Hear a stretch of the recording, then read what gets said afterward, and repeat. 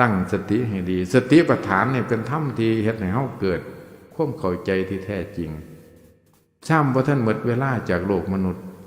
ตั้งใจให้มันทุกข์ก็ให้เบิ่งทุกข์อย่าหนีอย่าถอยมันบ่ได้ซื้อนำบ่ได้บ่เจ้าว่าได้ซื้อถูกว่าได้ซื้อถูกจะคนได้อยู่นี่ไว้ซื้อถูกน้ำหมอก็นะหมอคือสิมีถูกหลายกว่านั้นทุกข์มันมีอยู่สุคนเฮาสิไปหาไสก็ต้องตั้งสติเบิ่ง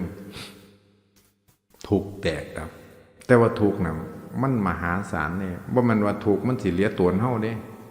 บ่มีทางเหลือตนมันก็สู้หัวซักหัวขวมกันทุกข์นี่เอาจนหัวใจเฮาขาดคือกันบ่แม่นว่าทุกข์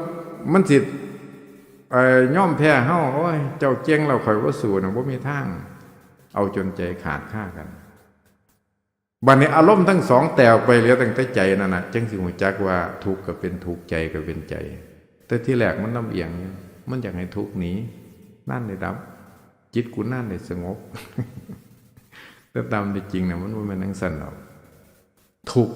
มันแสดงตัวเต็มที่บ่มีผู้ใดบังคับบัญชามันได้แล้วแต่เหตุตุปัจจัยแล้วแต่เห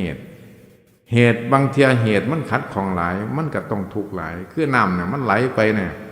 มีฉีเงี้ยหลายมันก็ดันกันอยู่หั่นล่ะพอแต่ฉีเงี้ยออกมันก็รั่วไปร่างกายของเฮาเป็นสูตรเดียวกันเพราะฉะนั้นกายกับจิตเนี่ยมันจึงทำงานผสมประสานกันทุกอริยสัจเนี่ยคันเมื่อสติมันแจ้กล้าแล้วทุกข์ก็เป็นสัจจะของจริงคันสติปัญญา